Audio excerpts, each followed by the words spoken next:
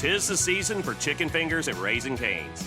Warm up with cooked-to-order chicken fingers, crispy crinkle-cut fries, Texas toast, and the real source of holiday magic, cane sauce. Happy holidays from Raising Cane's Chicken Fingers.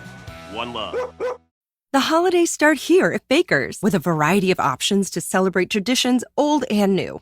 You could do a classic herb-roasted turkey or spice it up and make turkey tacos. Serve up a go-to shrimp cocktail or use Simple Truth wild-caught shrimp for your first Cajun risotto. Make creamy mac and cheese or a spinach artichoke fondue from our selection of Murray's cheese. No matter how you shop, Baker's has all the freshest ingredients to embrace all your holiday traditions. Baker's, fresh for everyone.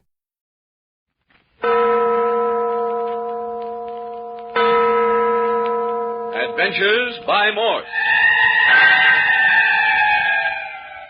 Carlton E. Morse presents The Cobra King Strikes Back, featuring Captain Friday. If you like high adventure, come with me. If you like the stealth of intrigue, come with me. If you like blood and thunder, come with me. Deep in the jungles of Cambodia, and high on the top of a hollow mountain, there stands the ruins of an ancient Khmer temple.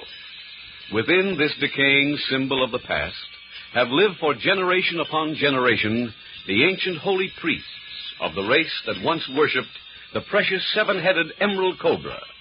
The race of Khmers is now vanished, but still the priests, hidden away from the world, have carried on. But let Captain Friday tell it. Yes. Well, the temple of priests and the priesthood were unknown to the world outside until Taquan, a young Khmer priest, a graduate of the University of California, led his good friend Dr. Carter and his party to the stronghold. Taquan wasn't anxious to have my secretary, Patricia, Skip Turner, and myself on the trip, but Dr. Carter insisted, and so we were included. As soon as we arrived here, we began to notice strange, unnatural actions. You noticed it, Professor Lebrun. Oui, every voice in the night, every shadow upon the wall, every temple passageway was fraught with vague, sinister promises. Oh, that's right. And then on the second night came the chilling wolf howl, a howl which emanated from human throats. The air was filled with the raw, pungent odor of the wolf pack, slinking human figures, teeth agleam, eyes red with madness, scrambled from the temple passages and fled, frothing and howling to join the leader of the pack. Dr. Carter and his friends locked themselves in one of the great halls. Suddenly, there was a knock, and student priest Taquan cried out to be allowed to join them. The door was opened, and there lay the young priest, torn and bleeding, the victim of human claws and teeth. He was brought into the room, the doors relocked, and then he was bound up as well as possible. And then he whispered out his story of how he had killed Fenlo, his brother priest. Taquan, you murdered Fenlo? Why do you give evil interpretation to every action, Captain Friday? Murder is an evil word. Murder is also an evil deed, Taquan. Then I did not murder Fenlo. I killed him. But the thing I did was good. Oh, so you say. But it just happens that the individual is never the final word in such matters. Please, I have had enough of your Occidental moralizing. Well, anyway, Chief, that's one worry off our shoulders. Taquan's taking care of one job for us. If he did kill Fenlo. Dr. Carter, make them understand. Their very lives depend on their faith in me now. You have something to tell them? I must tell them what has happened. They must understand what goes on here, or they will never leave alive. Captain Friday, do you mind if we take Taquan on faith for a bit? Go ahead. We'll hear what he has to say. Do you hear that? We not only have heard, but we saw Taquan. It was best that you did, Dr. Carter. You would not have believed me otherwise. We understand this madness, Taquan, if that's your story. But tell us, is the whole of the priesthood involved in this disgusting practice? That is what I have to tell you. I was born here. As a little boy, I spent my time between the temple of the priests and the rice fields below the jungles. My mother was the daughter of the rice fields. My father was a priest. I see. You were trained in the traditions of the priesthood here in the temple and spent your leisure time with your mother. When my temple training was complete at the age of 13, I was sent to the padres of the French missions at Saigon. The old men of the temple in those days were far-seeing. They looked into the future. They were looking forward to the time when the Khmer Empire would again be a power in the world, I suppose. Yes. They wished me to know the language and the ways of the rest of the world. Fenlo was sent with me. We were brother priests. But what has all this to do with our present predicament? When I was a small boy, Dr. Carter, the priesthood was an honorable body. The priests were brave and strong and wise. Is that changed now? All is changed. It is not the same priesthood at all. The wise men have disappeared. The strong have been murdered. Degeneracy.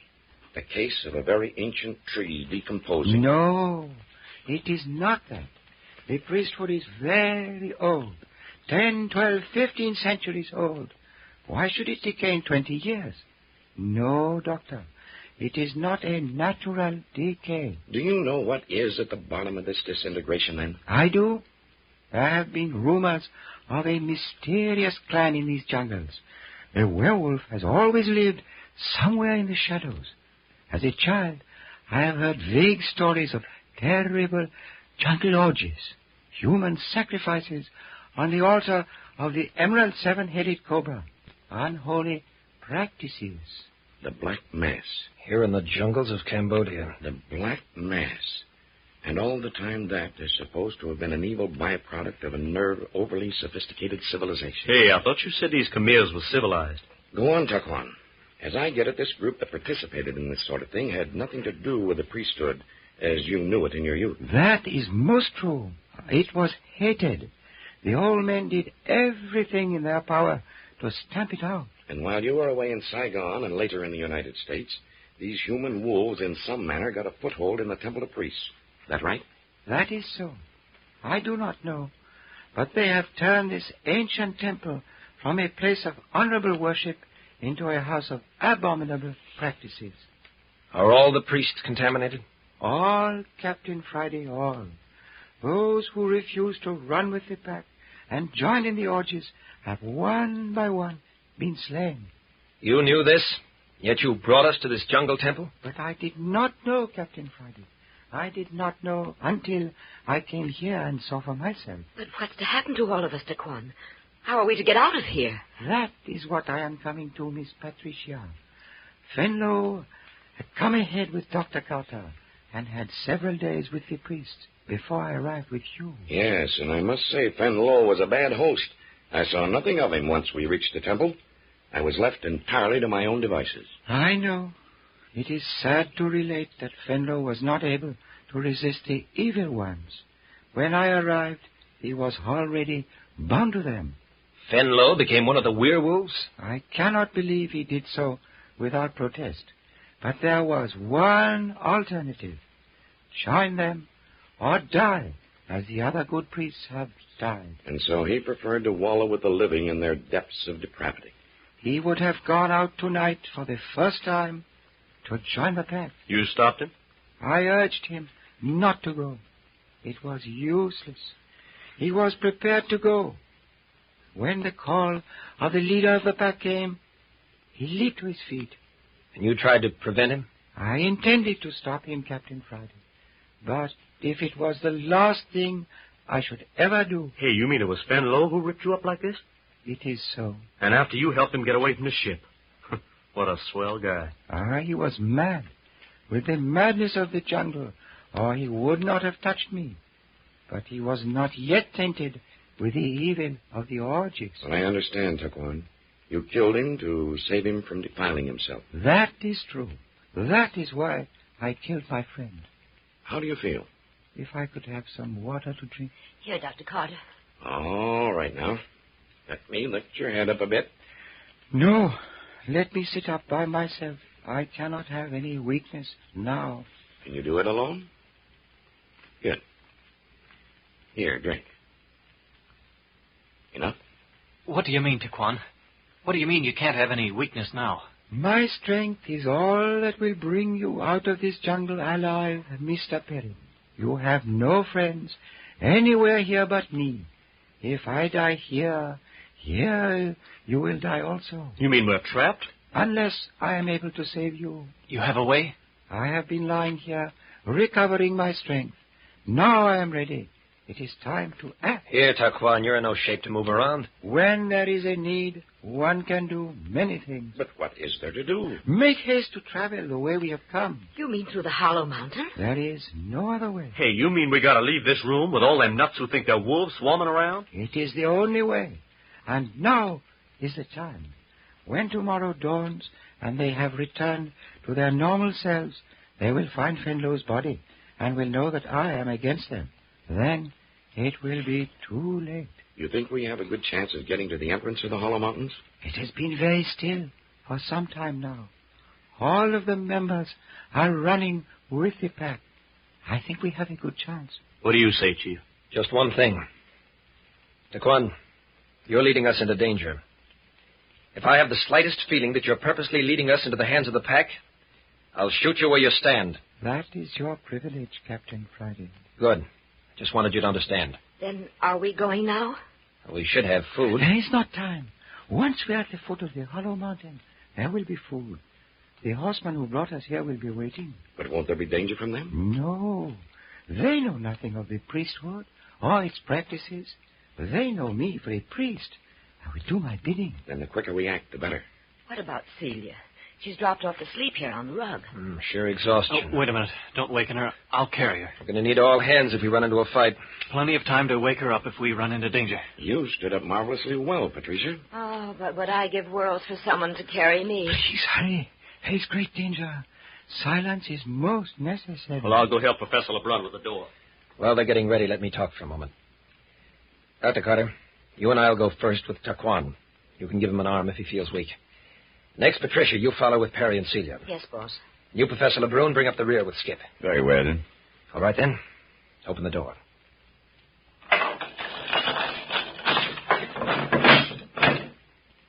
Open the door slowly.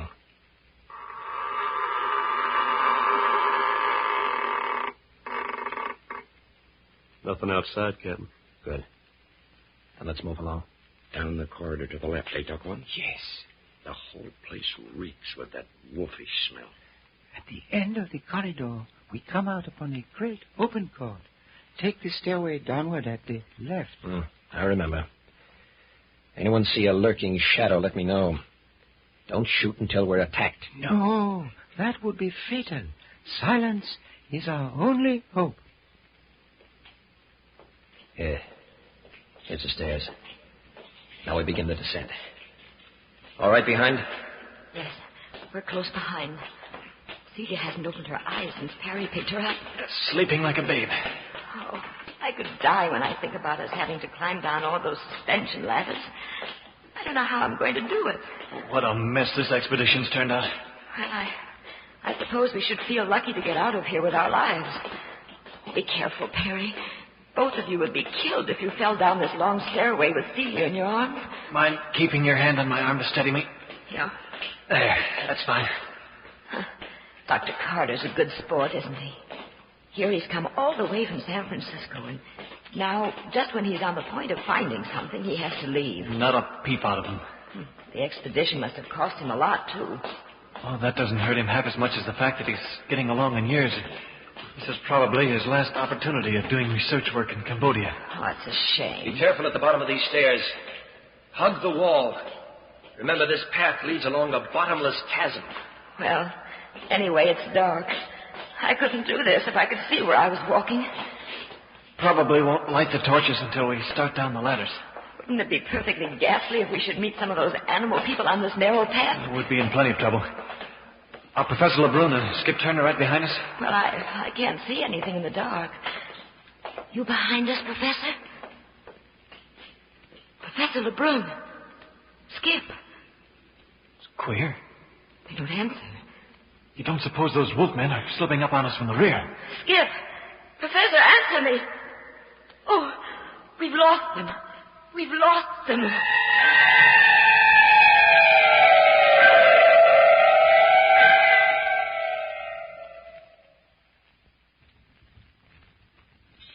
Led by the Khmer student Taquan, The Dr. Carter party is slipping swiftly and silently from the Temple of Priests, down the stairway under the monastery, and along the narrow precipice in the hollow mountain beneath. Presently, they must descend tier after tier of suspension ladders and bridges to get to the valley level below. Just now, they are groping in the darkness on the narrow pathway along the bottomless chasm. Patricia calls softly over her shoulder. Professor Lebrun, are you right behind us? What's the matter? Why don't they answer? Skip Turner. Professor Lebrun. Patricia, you mustn't shout. Oh, Professor. Why didn't you answer me? Is Skip there? Why, sure. We waited back around the corner to see if we was being followed. Oh, you frightened us. Stay close behind. Right behind you, Patricia. We'd better go ahead. Sure. We're stepping on your heels. Hey, if you get tired, Perry, I'll take Seedy and you can come back here. Getting along nicely for the present. Going to hang on to a good thing while you got it, huh? I don't blame you. You folks are making too much noise back there. Hey, teacher. This here expedition's kind of a frost for you, ain't it? Frost? Well, now, Skip, I wouldn't exactly put it that way. Yeah, I know, Professor Lebrun, but just the same, you and Dr. Carter ain't seen nothing you've come to see. Skip, we've seen many, many things. We've witnessed one of the greatest tragedies in all history. Yeah? I've seen a prophecy defeated. I've seen what promised to be a great nation die unborn. I've seen men turned into devils. Hey, what you talking about, Professor? You have seen the same things, too, but you haven't recognized them as such. Yeah? I don't get it. Does that mean you'd like an explanation? Why, sure. No, I think you and Dr. Carter have been stung on this trip. You recall the story of the seven-headed Cobra of Tatram? You mean the Emerald Idol on a base of gold? Yes. And you recall the prophecy that declared the Khmer kingdom would be reestablished when it came again to life? Sure, I remember. I have seen that Emerald Tatram Cobra. It is recovered and is now in the vaults of the temple above us. Yeah? And does that mean there's going to be a grand rush of people into the jungle to rebuild this kingdom, like what the prophet said? No. That is why Dr. Carter says we have lived to see a prophecy defeated. The priests of Khmer have broken faith. They have become worse than devil worshippers. With the exception of Takwan, there is not a single worthy leader among them. Oh, well, then the whole thing's going to flop, huh? The great nation that was to be is this very moment dying unborn. And the men who were to lead the Khmers into this vast jungle to rebuild the old civilization are running in packs, howling like wolves, the slaves of their own passions. They've made devils out of themselves. And the new kingdom of Khmer is lost. Oh, golly, Captain Friday will be tickled pink to hear that. Hey, if you're sure about that, well, then his job up here is done. Yes, he can return to Saigon and tell the French government there will not be an uprising among the people of Cambodia during our lives, nor during the lives of our children. It will take generations to build a new Khmer priesthood out of the vile filth that now occupies the temple of the priests. Oh, that's great. And with Fenlo dead, well, we killed two birds with one stone. It is the end of a dream. Poor Takwan. What a tragic day for him. His friend dead at his own hands. His hopes of leading his people out of slavery and back into the promised land gone forever. Poor chap. Yeah, but still I don't see what Dr. Carter got out of this trip. That is, except seeing that cockeyed Emerald Cobra for a minute. Skip, out of this experience, Dr. Carter will be able to add a new chapter to the history of the East. Skip, where are you? Oh, right here, Patricia. Oh, well, Captain Friday says we're almost to the place where we start down the ladders. Is everything all right? Yeah, tell him okay. Oh, what was that? They're on our trail. Dr. Carter, the werewolves are after us. Get on the ladders, quick. Can they follow us down the ladder? They not only can, but will. Perry Mills, put down the girl. Here we are at the ladders. I'll have to light a torch to see what we're doing. They misstep now. Means death. Here, I have a torch lighted. Now then, Tarquin, you know the way. You first. I would rather stay behind, where the attack is to be. Tarquin, you said yourself and our lives depended upon your safety. It's your duty. I bow to your will. Good. Easy now. All right? I have on the ladder. All right, Patricia. You next. Oh, I'm afraid.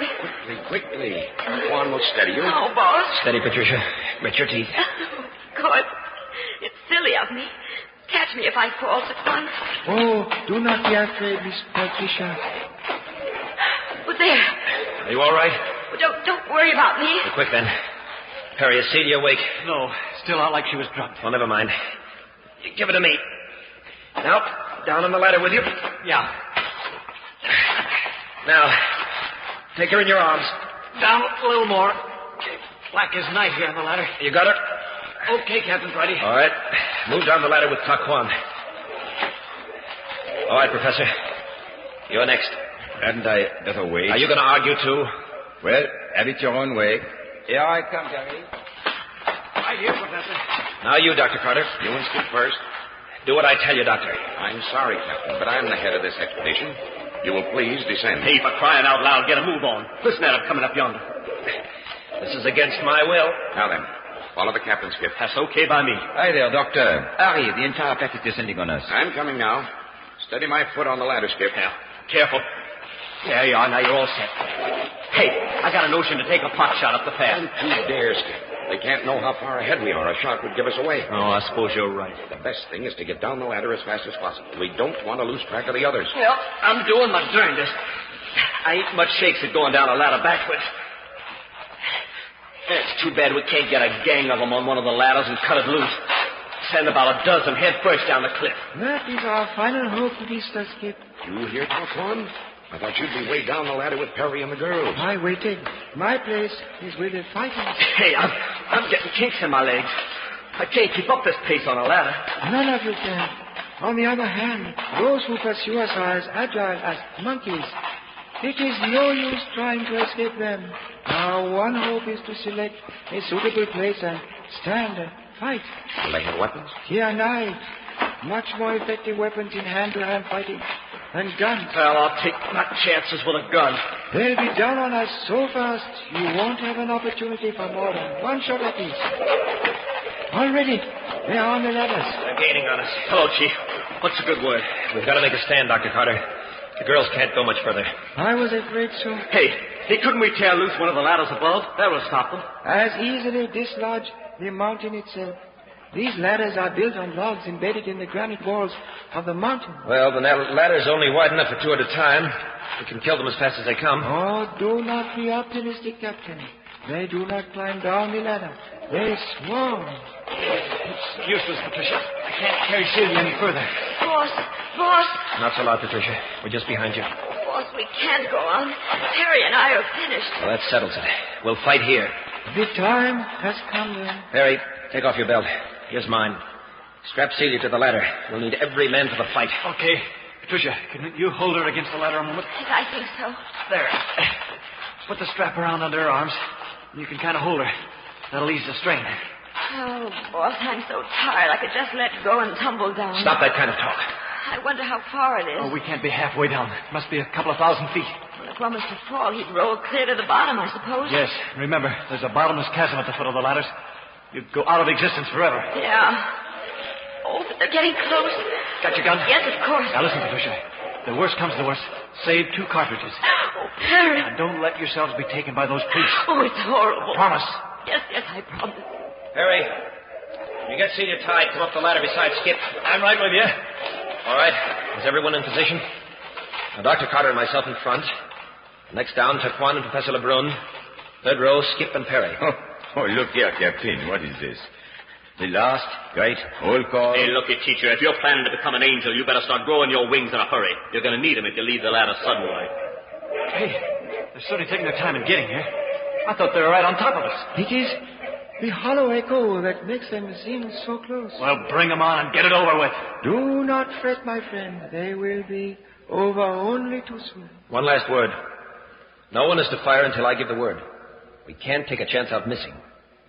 When we know exactly where they are, Dr. Carter and I will fire. 2 shots apiece. We'll drop down against the ladder, and Taquan and the professor will fire. They'll hug the ladder, and Perry and Skip will fire 2 shots, and that'll leave us plenty of cartridges for hand-to-hand work. You Gotcha, understand? Chief. Okay. And Patricia? Yes, boss. I'm sorry I haven't time to come down to you. Don't lose your nerve. Oh, all right. Good luck, boss. Here they come. Are you ready, Doctor? Ready, Captain. Wasn't so blasted dark. Well, there they are. Let them have it. Down, Doctor, down.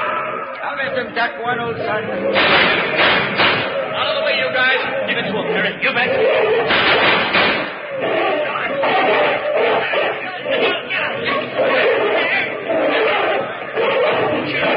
I say you wanted to know. Well, there it is. You man. You homie. We've driven them off. They're running back up the ladder. Oh, I say, Captain. There's a fight going on up ahead. Who is it? I hear it.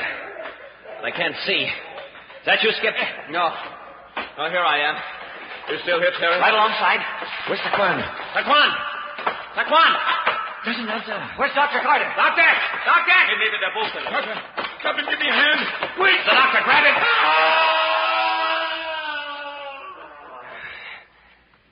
It's too late. Hey, you mean Taquan and Dr. Carter was thrown off that ladder? Yes. They're both gone. I dived 1,000 feet into that black hole.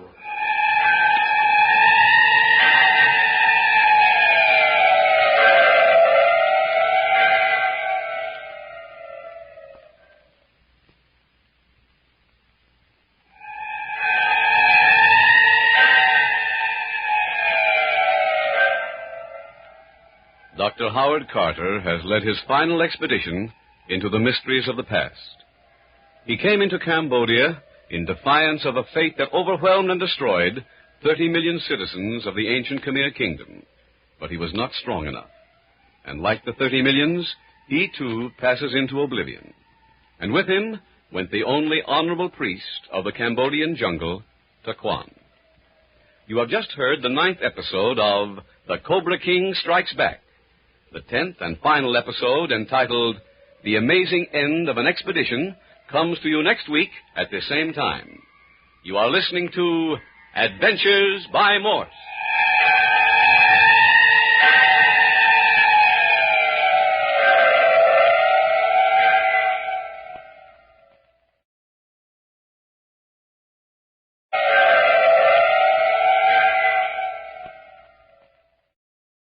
Tis the season for chicken fingers at Raising Cane's. Warm up with cooked-to-order chicken fingers, crispy crinkle-cut fries, Texas toast, and the real source of holiday magic, cane sauce. Happy holidays from Raising Cane's Chicken Fingers. One love. The holidays start here at Baker's with a variety of options to celebrate traditions old and new.